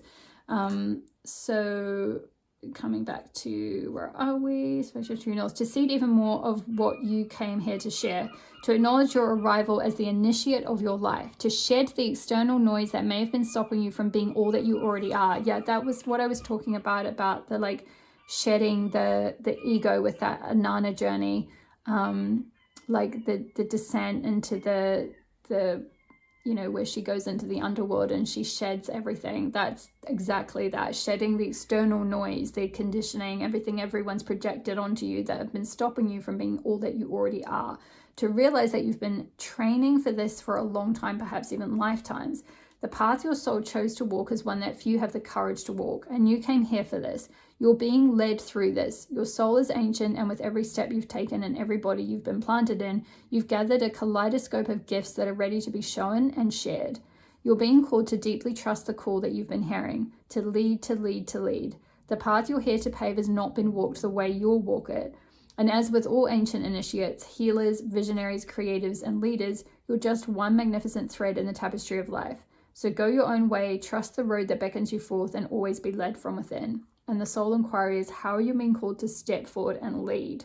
Beautiful. I feel called to leave you with that beautiful soul inquiry, to leave you with that. I hope that resonated for you, pile number 2, and provided some encouragement and support on it's time to create this thing. I feel like this for you is very much, yeah, stepping into being a leader in some way, stepping into sharing your healing gifts, and in whichever way that shows up, whether it's setting up your own business or just setting up a platform or starting to share with, you know, with people you know initially, and then kind of reaching out from there to, you know, whether it's online or whether it's doing in person, it's setting up in a little healing studio somewhere, whatever it might be. But yeah, there's a call that you have. It'll be slightly different for all of you. Some of you, this is more like being a visionary, being maybe like a thought leader, all of that. For others, it may be being more like doing some kind of healing, being a shamanic healer, that kind of thing. But for all of you, it's doing it your own way, and sharing your soul gifts in some way that's very unique to you, like all those threads that you've been drawing on through all your lifetimes. It's like coalescing all of that and alchemizing all of that and sharing it in your own unique way. And when you are courageous enough to step into that, and so, for some of you, you may already be doing it, so you can certainly use this reading as confirmation that you have started this thing and keep going. But if you feel like you haven't, once you really step onto that path, I feel like there will be a lot of abundance that will be incoming for you. Okay, my lovely pile number 2s, I feel like those are all the messages I have for you. Leave me a comment below, even if it's just an emoji. It really helps my channel so much, and I really appreciate each and every one of you who's been doing that. I always love to read your messages, and I reply as soon as I can. Hit the like button if you enjoyed the reading. It helps tell the algorithm to spread my content around, which really helps my channel as well. Hit the subscribe button if you're not already part of my community. I would love to have you here. Check out my website, elstemple.com. I offer private goddess oracle readings and also goddess asteroid birth chart readings. You can also sign up to my newsletter there. I send those out every new moon and full moon. I also have a Patreon, and I think that's it. Okay, thank you so much. Pile number 2, all the best with creating this, and I will see you in the next reading. All my love. Bye. Hi, beautiful souls. Pile number 3. If you chose the Avalon Priestess with Intuitive Awakening or this Amethyst Crystal, then this will be your reading on It's Time to Create This. So I'm going to begin with some channeled messages that are coming through for this pile, and then we'll get into the oracle cards that I've pre-pulled to get a little bit more guidance, and we'll be looking at any blocks that you might be facing for this thing that you're being called to create. And then we'll finish up with the Sacred Rebels oracle card and healing process. Okay, so channel messages coming through for this pile. Straight away, I'm feeling that the calling that you maybe are hearing, pile number 3, is to step into an era of your life where you are meant to be giving guidance in some way. For many of you, this may be being a priestess, stepping into that role of being a priestess, being a mentor, a healer, a guide, someone who gives that spiritual support and sustenance, I'm hearing, and nourishment to people. Someone who can provide that safe space, who can hold that safe space for people to come and essentially reveal to you what it is that they are going through, reveal any like spiritual difficulties, any sort of pain that they're going through, emotional difficulties, even mental difficulties. So for some of you, this could look like something like almost like counseling or something like that. But for many of you, I feel like it's more of a spiritual calling. It's more of something where you're using your intuition, because we've got intuitive awakening here. I feel like for many of you, this is something you've been going through yourself, and it's something that you are now meant to be stepping into a period where you are creating the resources for others to support them through their intuitive awakening, because you've gone through that whole process. You've gone through the dark night of the soul, you've done the shadow work, you've done the releasing of the ego holds, you've faced your shadow, you've alchemized all that pain into wisdom, you've alchemized all those experiences and lessons into wisdom, you've reintegrated aspects of your soul that have been fragmented and like reawakened lost gifts and lost soul gifts, lost powers, intuitive powers, and spiritual and mystical gifts that you had from past lives. Particularly, I'm hearing like Lemuria, Atlantis, things like that. I'm definitely picking up a strong, starseed vibe. From many of you, you may identify as a starseed, or you may have memories of past lives of being some kind of healer, a mentor, a guide, a priestess. And I'm feeling very much now is the time, right? This reading is all about it's time. This is the nudge from spirit. It's time to step into this thing you're being called to create. And I feel like for you, this is resources, this is support, this is like possibly setting up a business or a channel or a program or a space. It could be a physical space, it could be an online space, whatever it might be, and we'll look into it in a little bit more detail with the other cards. But I very much feel like there's just this beautiful intuitive wisdom that you contain within you that you're meant to share with others. And maybe for some of you, you're already doing that. You may already have a channel, like you may already do something like tarot, or you may already do something where you're working with people to help awaken them into, you know, their intuition or into the feminine, you know, working with that sort of divine feminine energy in some way. I'm hearing twin flames, so maybe some of you are doing, you've had a twin flame awakening, or you're supporting people through that twin flame journey, or some of you are working to support people with healing wounds to the feminine, the ancestral, the feminine ancestral line in particular, the mother line, that type of thing. I'm sort of getting, you know, sort of certain niches, certain things that you've been working through in particular, or certain skills that have awakened within you in particular, that you're then being called now to step into supporting others in some way. And you may have been doing it already a little bit, but now it's kind of time to really like step into that role and really create, like carve out a niche for yourself, carve out a space for yourself essentially. And again, that could be a physical space, it could be an online space, it could be just, you know, taking up that space, you know, in the world, like energetically, like just making that statement of like, okay, spirit, yep, I'm here, I'm ready, show me what to do, like I'm a vessel for you. You know, what is it that I'm meant to do next? Like, what are my next steps? Guide me, you know, show me the next thing that I'm meant to do, that I'm meant to create, to kind of put this support out there for others. And see what comes up over time, see what you get nudged to do. And it might be a little bit of ebb and flow with it. It might be a little bit of you're still doing, you know, something else as your day job, and then you're doing this on the side, or you're doing something part-time and doing this part-time, or, you know, if you've got the financial resources, or you've got some support in some other way, you know, maybe it's talking to a partner, a family member, whatever it might be, and saying, look, this is something I really am feeling strongly I have to do right now. You know, I'm getting this huge nudge. Can we work something out where, you know, maybe I take a bit of a step back from my job and I really plug all my energy into this thing and, you know, allow it to grow. Like, just see what you're comfortable with, see what you're capable of not so much see what you're capable, that's the wrong word, see what you I feel like there's definitely an element of challenge. So there may be something where it's like you're going to be pushed, you're going to be stretched, you're going to be pushed out of your comfort zone a little bit. So it's kind of like, play with that challenge a little bit, see how far you can stretch yourself outside of that comfort zone of like, what is the next level for you? For some of you, like I said, this could be quite new, so it could be just starting to step into sharing something regarding, you know, this intuitive process, this intuitive awakening, you know, starting to step into being, you know, some kind of priestess, some kind of guide, some kind of mentor, you know, in your own way, and in maybe a smaller way. It could even just be within your friendship group or within your community, you know, maybe even just doing, you know, you set up a Facebook page or Instagram or whatever, even a TikTok, and you just do a few things for free online or something to begin with and see how it goes. For others of you, you may already have your own business, you may have already started this, and it's kind of leveling that up even further. Like, what's the next step for this? You know, are you being called to start running more workshops in person, for example?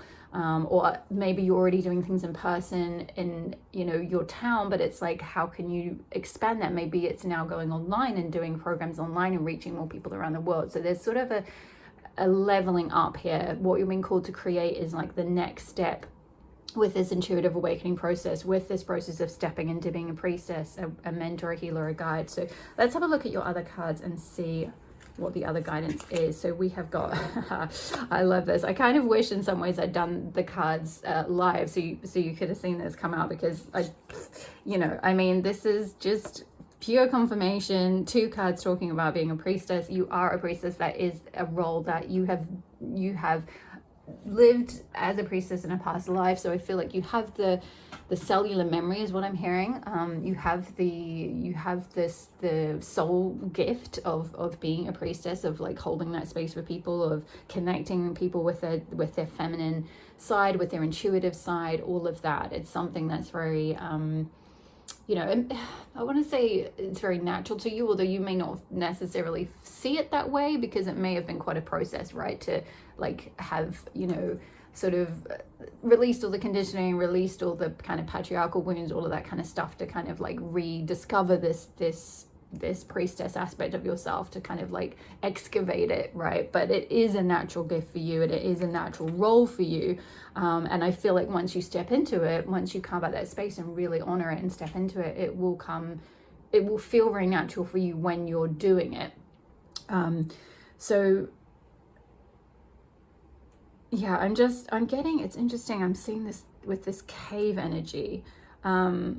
Pile 2 as well, there may be a little bit of crossover with pile 2 and pile 3, because pile 2 had the goddess Amaterasu, and the whole guidance behind that archetype is really about like coming out of the cave and shining your light. Like Amaterasu, she hid in a cave, she, you know, withdrew her light and her sun and everything from the world, and you know, retreated into a cave in darkness, and it plunged the world into darkness and all of that. And you know, her message, her guidance is all about kind of coming out of that cave, like as much as it can be the inclination to kind of want to shut down, to want to hide away in a cave and sort of keep yourself safe there.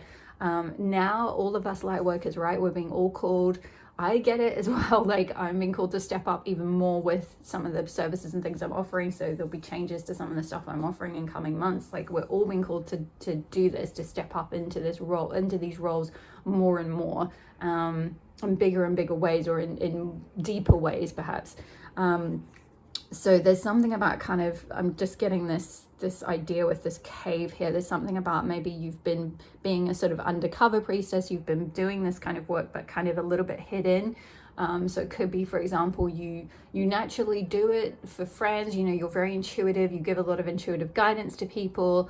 I'm hearing you're doing it for free. Some of you might be just doing this like you're very tapped in, you know, you sort of are someone who, you know, you just pick up channeled messages very easily. You're giving intuitive guidance, intuitive wisdom, supporting people through their awakening maybe, and you're doing it, you know, out of the goodness of your heart, which is a beautiful thing, absolutely, and there's nothing wrong with that, and we all have to start there. But I feel like if that's where you're at, then there's something about kind of coming out of that cave and of that zone of doing it sort of just, you know, organically with just a few people around you, and kind of starting to offer that to a bigger audience, to more people, to start having more impact.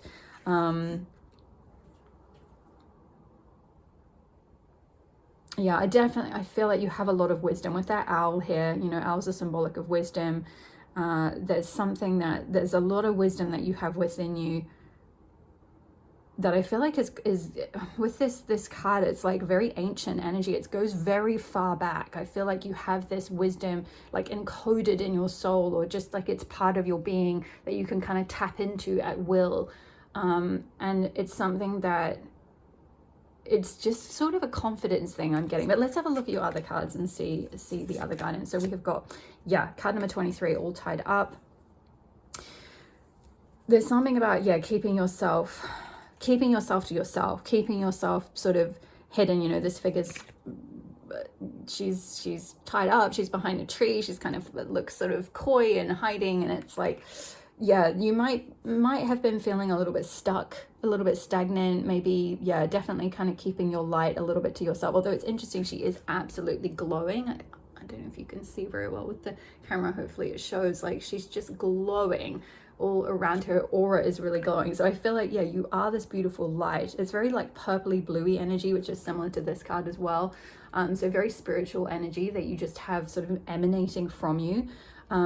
It's the sort of energy that it's kind of like, to be honest, even if you weren't to do this as a formal role, like even if you weren't to step into this and kind of really announce to people like, yeah, I'm a priestess, I'm a guide, you know, and set up a website or whatever, or a channel or anything, it's kind of like your energy just speaks for itself. And that, like, it's just, no matter how much you kind of try and hide yourself or sort of close these gifts off, it's just sort of emanates off of you. It's just natural that wherever you go, whatever you do, your energy is just going to be shifting things for people. It's going to be shifting the energy in the areas that you go to. You know, you could just be standing at a train station waiting for a train, and your energy is creating shifts for people. Even if you try and keep yourself tied up, it sort of still is just like you're in your aura kind of thing. But I do feel like with the number 23, this reduces to 5 in numerology, and 5s are all about change and transformation. So I feel like there is some kind of change that you're going through at the moment, and it'll look a little bit different for all of you. It'll play out a little bit differently for all of you. For some of you, this could be very subtle, it could be very internal. For others of you, this could look a little bit more dramatic. It could start changing things on the outside. Like I said, some of you might be shifting from being full-time in some other job and some other type of career path to like starting to spend more time doing this kind of work, or something like that. There's something around, yeah, not sort of keeping yourself to yourself so much, keeping yourself hidden, keeping yourself in the cave or tied up, being stagnant, being stuck. It's like that's going to start to change. I feel like you're going to be nudged to start releasing any shackles that are holding you back, is what I'm hearing. So this card came out. I asked the question with, this is from the what is the deck, the Sacred Feminine, yeah, Sacred Feminine Oracle deck. And I asked the question because there's a lot of cards in this deck that are related to wounds and things like that. So I wanted to know, what is the block that's holding you back from creating this thing or stepping into this role? And we got committed. So there's something around commitment, committing to this path, truly committing to your spiritual path, truly committing to being, you know, the priestess, the guide, the healer. Like I said, you are kind of already naturally doing that anyway, just by virtue of your energy, but spirit, I feel like, wants you to kind of do it even more, like do it on a bigger level, have more impact, start really stepping up and like sharing your gift with more people, and also receiving something in return for that, right? Like receiving something in return for that energy exchange. This is not about like necessarily just giving everything away, and you've got to be there to support everyone 24/7 and, you know, shine your light and kind of help uplift all of humanity all the time, and like, you know, give of your energy and give all your resources away and give all the support and all that wisdom away. It's like, no, you also need something in return as well. So there's something about kind of taking those steps to kind of maybe formalize this a little bit in whatever way that you're feeling called to do. There's something about kind of committing to this path.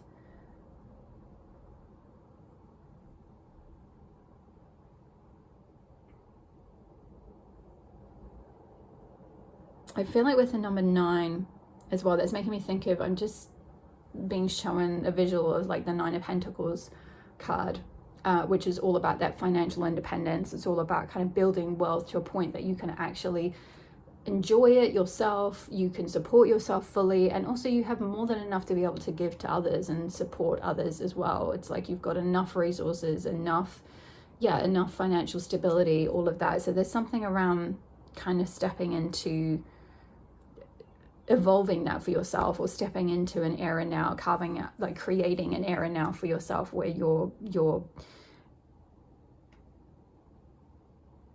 receiving like an equal energy exchange for what you're giving. It's like I'm hearing take off the training wheels, come out of the caves. Like you don't need to practice on anyone anymore. So maybe for some of you, you've been called into this path or doing this kind of healing work, this being a mentor, being a guide in some way, possibly even, you know, you formally call yourself a priestess, or you feel called into that kind of work, and you've been doing it, maybe feeling like you need to keep doing courses, for example, with other people, or you need to keep practicing on friends, or, you know, I'm hearing like doing swaps. I guess that's like maybe you're offering to do this work in exchange for, like, say for example, it's a friend who's a hairdresser or a massage, like masseuse or something like that, and so you'll do like a swap with them, which is great and nothing wrong with that. And again, we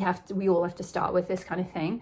I've talked about before on some of my videos a while ago, so you might have come from that same reading years back when I started like learning tarot and becoming more comfortable and training myself and reading for like more than one person, because initially, right, I was just reading for like sort of friends and family and housemates and things like that, and it was like I wanted to start my YouTube channel, and but I hadn't read for like groups before, really. I hadn't channeled for like a collective or anything. I'd just done one-to-one readings, and I was still kind of learning it, really. It takes, you know, it's a whole process. And I was part of this woman had this amazing group in Bristol, and she allowed me to join as a reader on her Facebook page. It was totally free. I didn't receive any monetary anything from it. I got a few client bookings out of it though, but I just did like free readings for that group. It was a smallish group. I can't even remember how many people. I think there were a few hundred people on there, but usually like 50 odd people would tune into the reading. So it was a really good training wheels example of like learning how to read for a group, learning how to channel messages for a collective, like, you know, which is very different from one-to-one. And sort of, you know, get that feedback of like, oh yeah, this is people are resonating with it, or it's actually, I'm not just talking, you know, random stuff. It's actually relating, the stuff that I'm channeling is relating to specific people's situations. Great, okay, this is working. I can do this, and then, you know, building it up from there. So it could be that you're kind of in a similar place where you've been doing, whether it's tarot, whether it's astrology, whether it's some kind of healing modality, whether it's you know, it could even be like counseling people, but you kind of just do it very naturally yourself, and you maybe have trained as a counselor, or you haven't got your certification yet or something, and you're just kind of just very naturally doing it for people, possibly at that sort of like kind of like an entry level, I guess, or you're kind of doing it where you're getting practice, and that's really important and totally part of the process, and amazing that you've been doing that. But now Spirit wants you to like, right, okay, next step, like next level, let's commit, let's go full hog with this. Like what does being really committed to this path look like? We've then got the but, potential, promise, it's about to happen, keep going. Yeah, so this is beautiful. You have so much potential. Keep going with whatever you've been doing. For those of you who have started something, and like I said, some of you, you're doing this naturally anyway. Maybe for some of you, you have started doing this for clients. You've already created a small channel, or you've started on a platform, or you've been part of someone else's group or something, doing like, you know, doing giveaways, or, you know, doing some kind of offer or something like that, through something to begin with. Sorry, the door's making squeaking noise. I have to keep it's boiling hot here today, so I need to keep the door open to get some fresh air. So yeah, there's something that you've begun, or that you've been thinking of beginning, that Spirit is like, yeah, do that. Whatever you've been doing, that is like the small early days of something, that little bud. It's like, keep watering it, keep putting energy into it, commit to it, give it your all, and it, because it has so much potential and it really will grow. And it is hard, because sometimes on this path, right, it's like, depending on what your situation is with the people around you, very often we don't necessarily have the types of people around us in our sort of immediate group who are modeling something similar, or doing something similar, or like, you know, they're on the spiritual path and they're kind of, you know, totally committed to it, and they're doing something spiritual or intuitive or something like that. And it can be very hard if you're still in a sort of environment, like maybe you, for example, you might still be in a corporate environment or something like that, and everyone is like climbing the corporate ladder, and they're all about like sort of status and, you know, corporate objectives, and sort of getting a better position, and in that sort of field, or which again, there's nothing wrong with that, but it's like, you know, it might be that that's not where you feel your calling is. You're kind of feeling more called to commit to this spiritual path, and it's like quite tricky to kind of take those steps to growing that and kind of really committing to it full time, because it's like, or as much as you can, because you may not have anyone around you who's doing that. That was definitely my experience. I'm increasingly meeting more and more amazing souls now, years in, who are, you know, on that path. And over the years, I've certainly had mentors and teachers who have modeled that for me, but not so much within my friendship group or within my immediate circle. Certainly not in my family or wider family. You know, my background, as most of you know, if you've been following my channel for a while, I grew up in a religious Catholic environment. So this is like the polar opposite of like this whole feminine stuff is completely the opposite. So for some reason I'm talking about this, which makes me think maybe some of you had something similar. You could have grown up in a culture or an environment, a religious environment or something that kind of wouldn't necessarily support this. So there could be a little bit of some blocks there around yeah, just wanting, like, there could be some blocks around fully committing, and that could be where this all tied up energy is coming in, because it's like, no, can't do it, like, I'm not gonna get the support, you know, people around me telling me I'm crazy, like, you know, I shouldn't leave the job I'm in, or like, you know, we'd be mad to start a business in this, you know, in these crazy financial times, or whatever the sort of vibe is that you're getting. Maybe you're not getting anything directly, but there's sort of implied things, or just there's just no one else around you modeling it. So yeah, so it's tough when you're in that, to kind of like keep listening to spirit and not to your immediate environment, and to like really commit to that path. But this is an internal calling. If you've had that calling, and you know, chances are, if you're feeling drawn to this path, you have this part of you that is like this priestess part of you that kind of wants to come out of the cave, that wants to like release those shackles and kind of show up in the world in that way. And it will be a gradual process, and it will happen over time, but it's like wherever you're at with that, it's kind of, yeah, there's so much potential. It is, and like it says with the but, it's about to happen. So for some of you, if you have been doing something and feeling like you're not seeing any results, keep going, because it's all about to happen. It will grow. You will get more of an audience. Believe me, trust me, I've gone through all of that over years of like starting things and then backing off them and stopping them and then restarting again, and then gradually building, and like taking little breaks and then coming back to it and then building up again, and like, you know, audiences or clients, kind of, you know, the ebb and flow of it all, and sort of, you know, even within my own commitment, you know, like my own commitment waxing and waning and all of that to this path, because it's hard. It's freaking hard. This is not an easy calling at all. I'm not going to sugarcoat it. I'm not going to be like, yeah, this is like love and rainbows, and like you can just embrace being a priestess, and like, you know, boom, it's like instant abundance and like all of that. No, it's not like that. I'm sorry, but it just isn't. You know, it's a difficult path, but it's a hugely rewarding path, and like infinitely more rewarding, and it brings far more like internal fulfillment and sense of purpose than anything like I've done in the past, anyway, for me at least personally. And you know, the abundance will come, the audience comes, you know, all of that starts to build over time. The more you commit to it, the more you show up for it, the more you, yeah, like keep growing it, keep, you know, like as it says, like keep going, keep putting the energy into whatever it is you've started or you're feeling called to start. Just keep going, and eventually you start to see results. Eventually people start to hear about you, or people start to, you know, you get more confidence and you're talking about your stuff to people, and they're like, oh yeah, like I'm kind of interested in tarot, I'm kind of interested in astrology, I'm interested in crystal healing, or I'm interested in energy work, or, you know, like it's becoming more mainstream, a lot of this stuff. So where, you know, you might have some blocks from growing up, again with that religious environment, if you grew up in that kind of thing where this sort of thing is like really taboo, or like, you know, sort of just wouldn't be supported under that, you know, in that type of, with the kind of upbringing you had or whatever, you know, people are starting to become a lot more, there's just so much going on with this awakening that we're having. So just trust that like you're here for a reason. This is your time. You know, if you're drawn to this reading, this is all about, this is your time. This is the time to step up. This is the time to create this. This is the time to, yeah, like put this thing out there, whatever this is for you.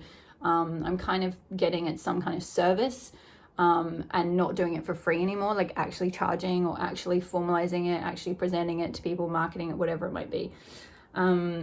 But yeah, let's get some other cards. We've got a Moonlit Dance, 28 feminine energy. I love how this card is like the opposite to this card.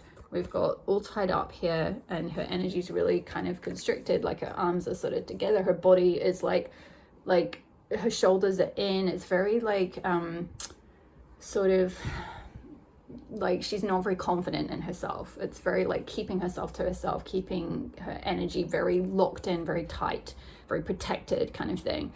And then with this card, it's like the opposite. She's just like out there enjoying her feminine energy, like really in her sort of sensual feminine energy. She's just like happy in her body, her arms are out. It's like very open energy.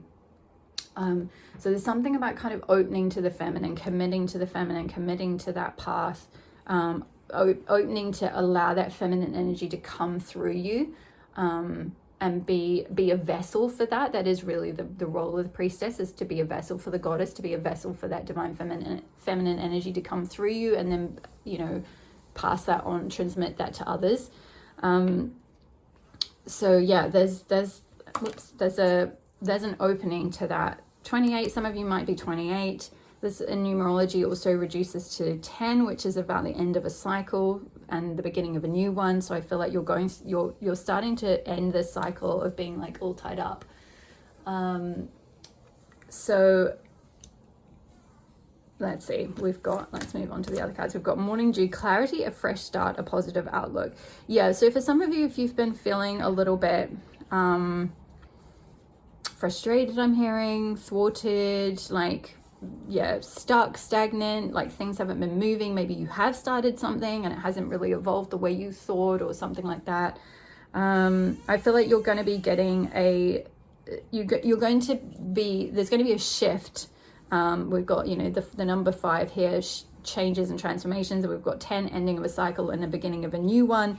So there's going to be a shift in your outlook. Mostly, I feel like you're going to have this fresh, positive outlook. Maybe there's an end to some negative situation, or the end to like limitation, to blocks, to limiting beliefs, to things holding you back, to keeping yourself like hidden, you know, not putting yourself out in the world in some way.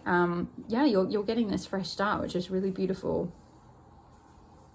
And it's coming out under committed. So I feel like you're going to get this clarity around what exactly you need to commit to. So for those of you that don't really know yet exactly how this is going to play out, like you feel called, yes, to being a priestess or being a healer or a mentor, but you don't necessarily know what your next steps are with that. You don't necessarily know like what that's going to look like in the world, like how you're being called to step up, how you're being called to lead or to guide people.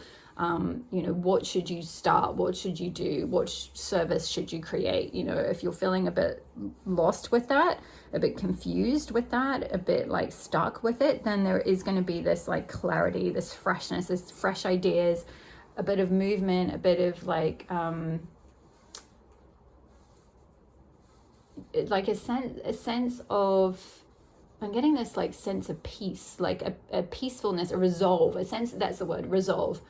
A resolve and a commitment around like, okay, I'm clear.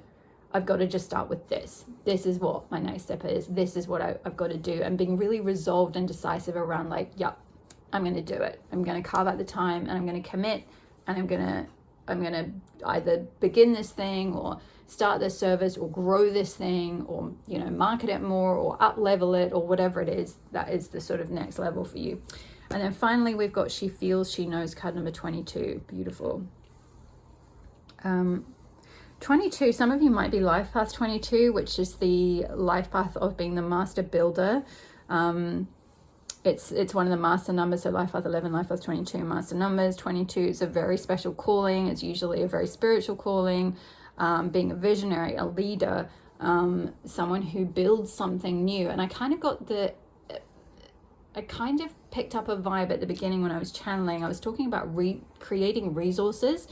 So for some of you, maybe this thing you're being called to create is like a platform or like a website or something or it could even be like using another platform like YouTube, but it's where you create resources around like the intuitive awakening process, or around like tapping into your intuition, or connecting with feminine energy, or whatever it is that you know, whatever your sort of niches or whatever your area is that you feel called to start, you know, working in. And again, that could evolve over time, or you could start with one thing and then it could shift a little bit. But there's something about resources and building something, possibly, particularly if you are life path 22. Don't worry too much if you're not. It's still, you know, this still applies around this, you know, possibly being some kind of support for people going through an intuitive awakening. Maybe it's not so much building like a platform or building resources, but it's more like, you know, creating a service or something like that, you know, teaching, or like creating a space where you hold space for people to come to you and you give them spiritual guidance or something like that. So let's finish with reading the guidance from the Sacred Rebels book.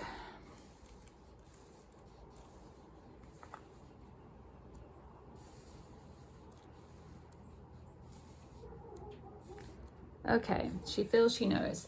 An illumination is erupting from within you as a vision that is bringing what was once obscured into clarity. And we've got clarity with this card as well. And I talked about, yeah, things being a bit cloudy, a bit frustrating, a bit confusing. So that confusion is going to clear, and you're going to get clarity coming through. Both these cards are talking about that, so it's a double message about that. This is not likely to happen as a blinding, shocking insight, but as more of a softer, gentle knowing. It is like knowing something without understanding exactly when or how you came to know it. This insight will assist you, and you are asked to honor it. You will know which insight it is at the right time. Your heart will tell you. You are therefore being asked to rely upon the clarity that is coming to you now or has just recently come.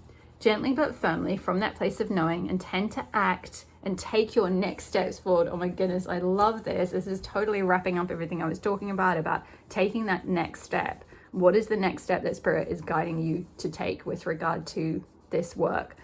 This oracle comes to you with guidance, particularly about long-range or long-term developments. Something that is far bigger than the immediate situation, issue, or moment is of importance, although you will only have a dim sense of that possibility at best. The situation you find yourself in right now may not be one of joy, but in time you will understand more of the bigger picture. You will come to see why things are happening as they are and how you are being helped onto the next stage of your path, even though it may look like an obstacle right now. Yeah, that's that all tied up energy of like feeling stuck, feeling like there's obstacles that you can't get through. You are being asked to think in terms of long-term happiness. Sometimes this warrants change, 23, number 5, change, or even temporary restrictions in the short term. If you can't see how the present can possibly become what you sense the future to be, this message is especially relevant. Through the natural process of transformation, great leaps are indeed possible. You simply must be prepared to surrender into the process with absolute trust. This oracle brings you specific guidance. The situations in your current life are particularly geared towards a more significant manifestation that is coming to you according to your life path and purpose. This is the stage of preparation and of building a foundation. Yeah, there's that building energy, number 22, building something, building a foundation that will hold you strong and centered as your creative journey unfolds and your life path becomes ever more brilliant and luminous. So keep plugging away. That's at the bud as well. Keep going, keep plugging away. Remain patient, but most of all, be hopeful and trust in the light you sense ahead of you. For it is the light that is within you, simply revealed more fully. And all that is happening now is happening to that end. And there's a healing process, which I'll hold up to the camera, and then I'll also read it out as well. So stand with your feet at hip width and your arms loosely and comfortably at your sides, slightly away from your body. Say aloud, I feel the light of all that I am and will be unfolding from within me now. Stand still and rest your eyes on one point, or lightly close them if you can do so easily without compromising your balance. Feel, sense, imagine, or perceive that there is a pure light switched on inside of you, almost as if an internal light switch was flicked on. Perceive or feel that the light is growing brighter, bigger, and wider and more radiant. Allow it to shine outwards from within you as if there was a vibrant sun at the center of your being with its rays extended outwards in all directions. You are a radiant, glowing being. Can you feel the joy and uplifting happiness of this? When you are ready, say, I surrender what is into the loving fire of transformation, the light of which illuminates the present and manifests the future in the highest creative expression of unconditional love. Be with that inner light for several moments and then place as much of your intention as possible into your feet, feeling the connection to the ground beneath you. Feel the present moment by being aware of the physical sensations of your feet. Feel their coolness or the warmth. Are they tingly, cold, or stiff and in need of some flexing and stretching? Move your feet as you wish, and in your own time, simply open your eyes, move around, and return to your day or evening. You've completed your healing process. Beautiful. Yeah, so I would highly recommend doing that in your own time as well. If you feel you need some support with this process, I feel like it's a very beautiful healing process. This is from the Sacred Rebels Oracle by Lana Fairchild. These processes are really beautiful and powerful. I would highly recommend them. They've created many shifts in my life, certainly. So yeah, I feel like those are all the messages I have for you, pile number 3. I hope that resonated for you. Drop me a comment below, or even just leave an emoji. It really helps my channel so much. I appreciate each and every one of you who's been doing that. I'll always reply when I can. Hit the like button if you enjoyed the reading. It really helps my channel to grow and tells the algorithm to send the video around to others who might find some support from the reading too. Hit the subscribe button if you're not already part of my community. I would love to have you here. Check out my website, elstemple.com. I offer private Goddess Oracle readings and also Goddess Asteroid birth chart readings. I also have a newsletter that you can sign up to on my website, which I send out every new moon and full moon with the cosmic insights for the fortnight ahead. I also have a Patreon, which I will leave the link to that below as well. There are 2 tiers available. I feel like that might be it. That's all I have for you today, pile number 3. All the best with your stepping into this role, and I will see you in the next reading. All my love. Bye.